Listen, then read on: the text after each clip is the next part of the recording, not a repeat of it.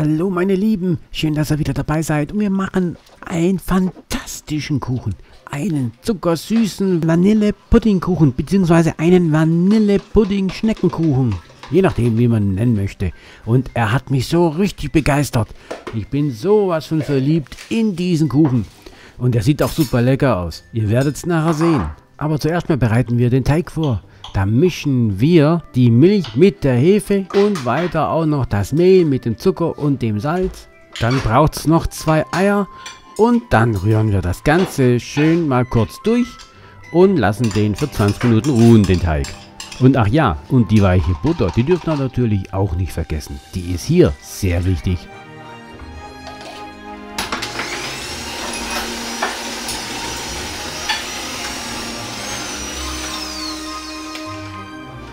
Wie schon gesagt, den Teig, den lassen wir kurz für 20 Minuten ruhen. Da können wir aber auch schon die Zeit nutzen, indem wir zum Beispiel nachher für den Pudding den Zucker mit dem Vanillezucker mischen und weiter die Milch auf dem Herd erhitzen.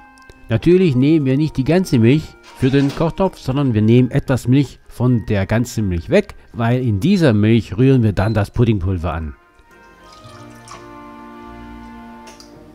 Wäre natürlich auch gut, wenn ihr aufpassen würdet, dass die Milch nicht anbrennt. Das kommt nicht so gut.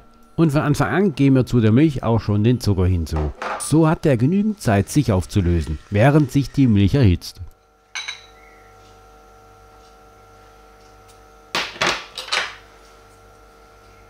Natürlich rühren wir das Puddingpulver so lange durch, bis sich alles aufgelöst hat, weil Klumpen wären jetzt nicht so gut. Und anschließend geben wir dann das im Schälchen in den Kochtopf hinein und rühren kräftig durch. Wir rühren kräftig durch, weil das kommt jetzt hier kräftig zum Kochen.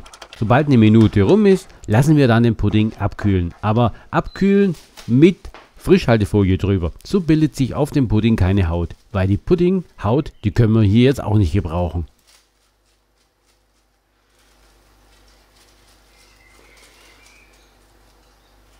Gleich danach geht es aber weiter, indem wir schon mal die Arbeitsfläche bemehlen und nochmal jetzt den Teig aus der Schüssel herausholen und kräftig durchkneten. Am besten so für circa 5 Minuten. So ist dann der Teig schön elastisch und homogen und kann dann ab in den Brutkasten. Und dort bleibt der Teig dann für circa 1 Stunde lang ruhen.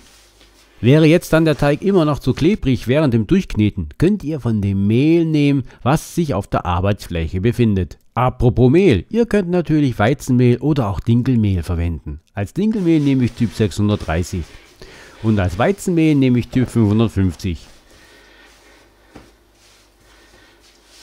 Zum Schluss gucke ich dann, dass der Teig noch schön mit Mehl benetzt ist und dann geht er ab, wie schon gesagt, in den Brutkasten für circa 1 Stunde. Da wird er nachher wunderschön aufgehen.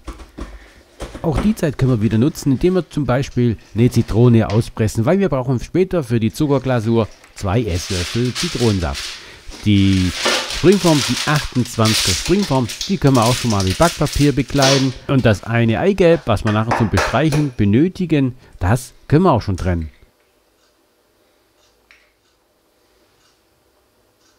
Dieses Eigelb verrühren wir anschließend mit einem Esslöffel Milch und stellen das alles erstmal beiseite.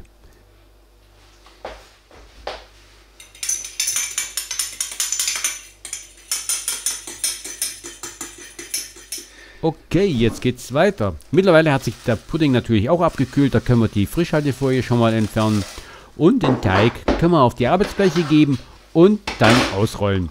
Und weil so richtig viel Butter in dem Teig ist, brauchen wir hier nicht mal Mehl für die Arbeitsfläche.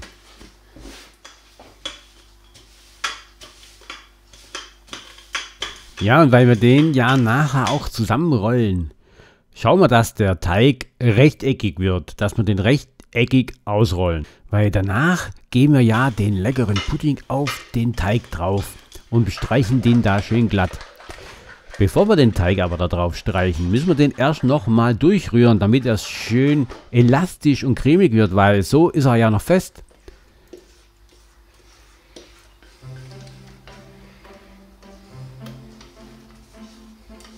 Es ist natürlich klar, dass wir versuchen, den Pudding über den kompletten Teig gleichmäßig zu verteilen.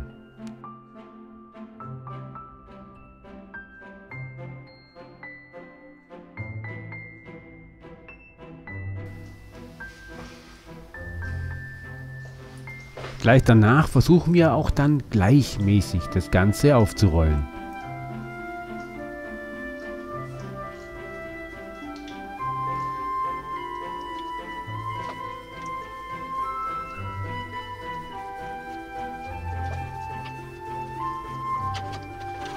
Und ich verwende eine 28er Form und da versuche ich natürlich aus dem Teig 10 bis 12 Stücke herauszuschneiden. Lieber mehr Stücke wie weniger, so verteilt sich das nachher besser in dieser Springform.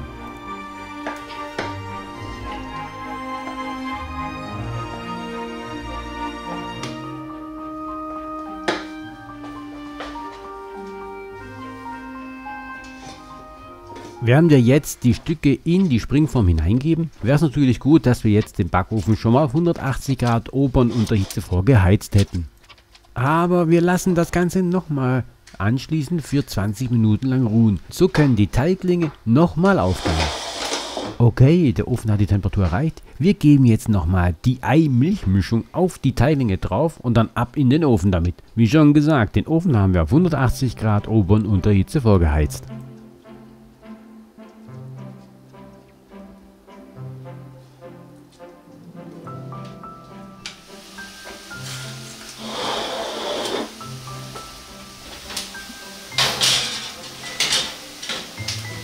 Der Kuchen, der verbleibt dann im Ofen für 30 bis 35 Minuten, je nachdem wie braun ihr es haben mögt. Und wenn dann der Kuchen rauskommt, kurz davor, verrühren wir dann den Puderzucker mit dem Zitronensaft. Anschließend geben wir die verrührte Zucker-Zitronensaft-Mischung auf den Kuchen, auf den heißen Kuchen drauf. Aber wie ihr seht, der Kuchen, der Schnecken-Vanille-Puddingkuchen, der sieht ja richtig lecker aus. Und wisst ihr, der ist sowas von saftig, so fluffig. So weich, den müsst ihr ausprobieren, den Kuchen. Ihr werdet so wie ich begeistert sein von dem Geschmack, von der zarten Süße dieses leckeren Vanillepuddingkuchens.